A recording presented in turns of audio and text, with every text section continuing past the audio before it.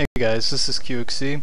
Today I'm going to be talking about how to use dropships to stall your opponent when you're in a bad position. So let's go ahead and get the video started. So when I talk about stalling the opponent, what I mean is you found yourself in a bad position for whatever reason. In this game it happens to be that my unit composition isn't quite what I want it to be to counter mass Ultralisk Ling. And so instead of, basically to buy myself time, I used Medivacs, dropping Marine Marauder both in his main and other places, as well as attacking his expansions. And so it's a Terran versus Zerg on Scrap Station. I am the purple Terran versus the green Zerg. And he's opting for a very fast gas build, getting really early speed, and I'm doing a very standard reactor on my factory, pumping out Hellions. You'll notice he's got a couple lings out, couple speedlings out, Zerglings with the speed upgrade. I've got a couple Hellions. I'm keeping those Hellions in my base because I'm not sure what he's doing. Usually a super fast gas like that is more indicative of a Baneling bust, particularly on a map like this where it's really hard to double wall your choke point. So you can see here I'm doing a little harass, I'm seeing what he's up to. Losing a couple of Hellions. My expansion's going down. And just kind of teching. He went for a really fast layer. When I see this, it seems like it was probably some kind of Muta build at the time, but it turns out to be it looks like a pretty specific build that he's probably practiced before. Basically fast speedlings and infestors to hold off any kind of push, and then super fast hive tech and super fast ultralisks. And so here I'm doing basically mass bio Marine Marauder with upgrades and siege tanks and medevacs. I've got an engineering bay up so I can get the +1 attack upgrade. I'm making siege tanks, I'm making marauders and marines, and I'm getting the upgrades that I need for those units. Meanwhile, the Zerg is just kind of sitting on 2 bases. His hive is about 1/4 of the way done. I drop some Hellions in his main. He takes care of it pretty easily. That gives me a little clue as to what he's doing. I saw the fast hive and I saw the speedlings. The lack of mutas means he's probably not doing any kind of Spire play. If he was going fast Broodlords, I would expect to see some mutas, Mutalists. And so I'm trying, right now the plan is I'm going to hit him before his hive tech finishes, and whatever he's going for on hive level doesn't have a chance to kick in. In retrospect, what I should have done is taken all my units and lifted them up onto the cliff there and then sieged out his expansion. But it's a little late for that now. So you see I'm just taking out the rocks here, applying pressure, and he doesn't want to attack into those tanks, but those tumors are giving him vision. I thought I had killed all of the tumors, but it turns out I missed that one that was right on top of my army, as well as a couple that were further up ahead. And you'll see that turns out this is his vision right now. He can see everything I'm doing pretty much, and he's going to use that to great effect in a moment here. So I'm just kind of poking in, seeing if I can pull out some infestors, get him to commit some fungal growth so I don't have the whole thing. And notice right as I unsiege, he runs in. This is a pretty big blunder on my part. It goes okay. I managed to kill an infestor or two, and I kill most of his speedlings, but definitely could have gone better. I got plenty of army at my main though, so it's not game breaking. So pretty soon, yep, okay, so I scanned him, I see the Ultralisk cavern, so I know what his plan is. I haven't seen any kind of Spire. It's possibly he had a hidden Spire that's upgrading, but it doesn't seem real likely considering his unit composition so far. Speedlings go pretty well with Ultralisks, they don't go as well with Broodlords. So here I am, I'm going to take my third, and he is as well. And not too much going on here. He's starting to get into hitting the point where he's actually got an army that he's planning to push out with. You can see the Infestor Ultralist Baneling, and you can see if the Marine Marauder army gets fungal growth and the Ultras get close enough, they just get ripped apart. He only lost some Speedlings in that battle, maybe an Ultralisk or two, or Infestor or two, but he didn't lose a single Ultralisk, and I lost pretty much my whole army. And so this is when I start to think, I don't want him to attack me. If he attacks me, I'm going to have some problems, because he's got too many Infestors, and I do not have enough tanks, I don't have enough Marauders to hold this off.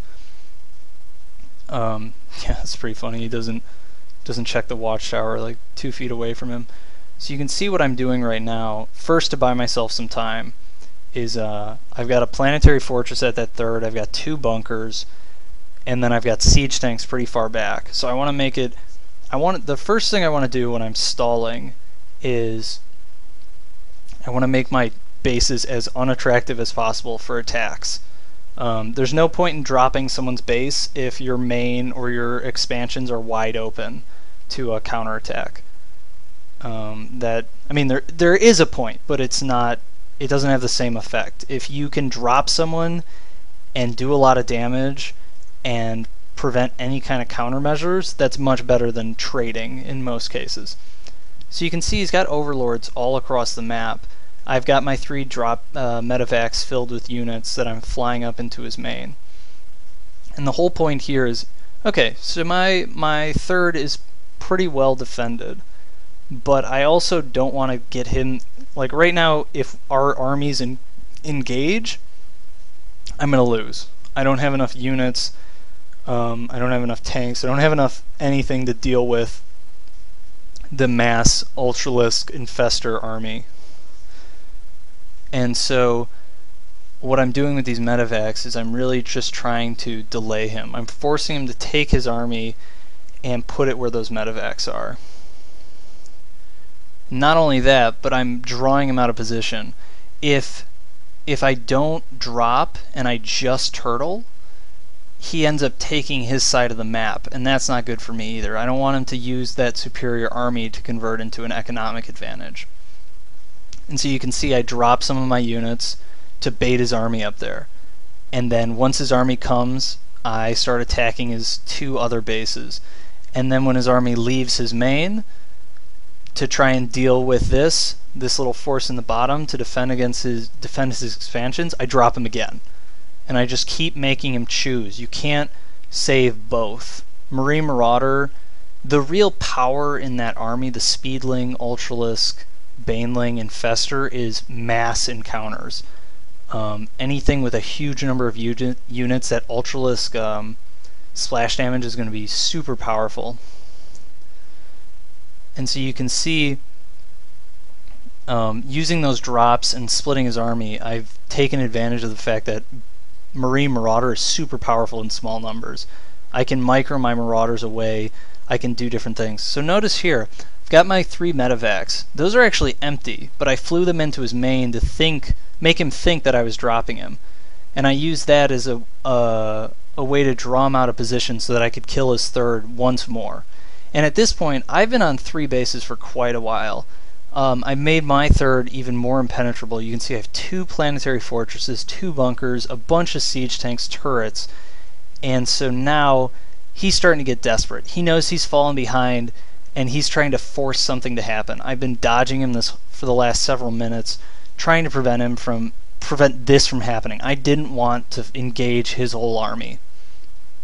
And so he knows he's starting to fall behind. He really needs this. So let's take a look at what happens here. I basically let him is like, I use that phrase loosely because I actually didn't see him run through the middle, but it was the only place that was undefended, so it makes sense that he would attack me like this. I let him attack my main, and I catch him way out of position. You can see 2 Ultralists at the bottom. Let's check this out. We're going to slow it down a little bit. 1, 2 Ultralists die right away, don't do any damage. That's a third one that's dead. Another Infestor goes down. Basically, Ultralists haven't even done damage to my army. All the damage I've taken so far has been from fungal growths. The Infestors and the Speedlings have gotten in the way so badly. And so why this happened is really more important than what happened. Is I continuously bled him out by denying him resources. I split his army. I made it so he didn't have the option to attack the base he wanted to because of my planetary fortresses, my bunkers. I made it so it was unprofitable to attack that. And then I just poked and prodded at him with small groups of units, attacking him where he wasn't. If he had tried to split his army to deal with both my drops and my attacks at his third, I would have been able to snipe Infestors, I would have been able to snipe Ultralists, Mass Marauders, really powerful against Ultralists as long as they don't get hit. And so if we have a small unit encounter and it's like 2 Ultralists, like 15 Speedlings and 2 Infestors, a lot of times you can take 3 Marauders and snipe those Infestors. And I think he was aware of that. He really wanted the big battles where the Terran player cannot kill the Infestors in time. It's not reasonable. There's too much stuff in the way.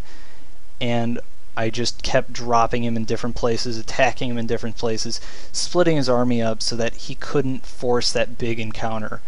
And then when he was finally able to force a full-on army battle, it was in an unfavorable position. My buildings were drawing aggro. Like, some of his units ended up attacking my buildings when they didn't want to. The narrow choke point at my main made it really difficult for him to get a full surround and really get his melee units up close.